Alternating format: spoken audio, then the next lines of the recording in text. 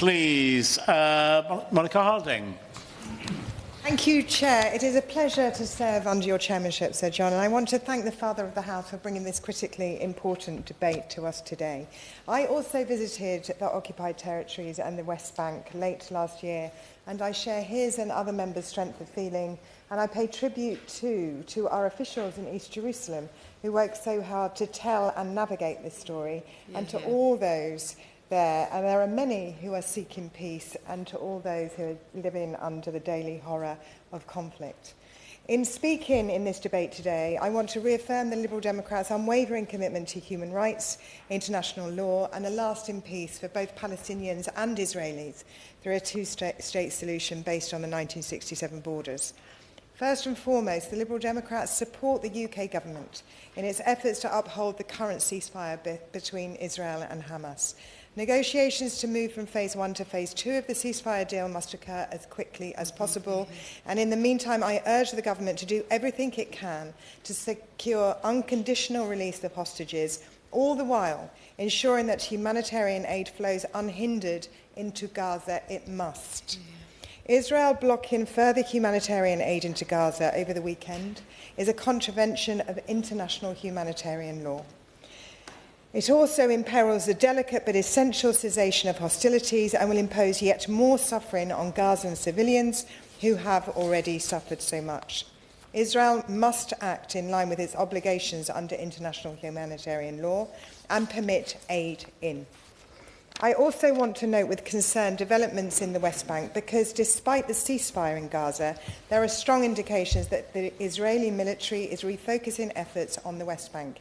Israel's own Defence Minister, Israel-Gaza, confirmed last Sunday that 40,000 residents were displaced from refugee camps in the north of the West Bank and that Israel will not allow the return of the Palestinian residents. Will the Minister condemn this forced displacement, particularly in view of the comments of Minister Katz? Moreover, the UK must respect and act upon the ICJ's advisory opinion on the occupation, cease all trade with illegal Israeli settlements, and work to end the arbitrary administrative detention of Palestinians by the IDF. The continued expansion of settlements in occupied territories is an obstacle to peace, and the UK must stand firm in its condemnation of these illegal actions. Turning to the issue of arms exports and human rights, I want to re-emphasise that it is indefensible that the UK continues to export arms to countries where human rights violations are rampant, and the Liberal Democrats have long been calling for an immediate suspension of all arms exports to Israel, in line with the Foreign Office's own human rights priorities. The UK must also take a stand by immediately recognising the state of Palestine. I saw for myself the rapidly shrinking state when I visited. Before it disappears, we must recognise it. But recognition alone is not enough. We must actively work with international partners to support democratic leadership in Palestine, invest in peace-building initiatives, and use trade as a tool for economic cooperation and stability. The International Fund for Middle East Peace must be supported, and the UK should lead efforts to bring together Israeli and Palestinian peace builders who are dedicated to the future of coexistence and mutual security. Sir John, as we debate today, leaders of the Arab world are meeting in Cairo to develop counter-proposals to President Trump's destabilising rhetoric, intending to provide a peaceful, long-term solution for the people of Gaza. President Trump has previously advocated for the permanent resettlement of Gaza's 2.2 million residents, calling to clean out the Strip. Such a policy would violate international humanitarian law and severely damage relations with the Arab nations whose support and commitment to any lasting peace agreement will be essential. Will the Minister therefore affirm that the British government opposes President Trump's proposal for Gaza, and will she also outline how the UK is working with partners in the region to help secure lasting peace? I cannot leave out the humanitarian situation in Gaza. Beyond the immediate violence, the long-term effects of this conflict will devastate generations of Palestinians if they are left unaddressed. And it's alarming to think that we might see that devastation start to bite far quicker than we previously feared, now that the UK and the US have cut back on their overseas aid budgets. The UK must seriously reconsider that shameful decision to reduce overseas aid to 0.3% of GNI, the lowest level this century.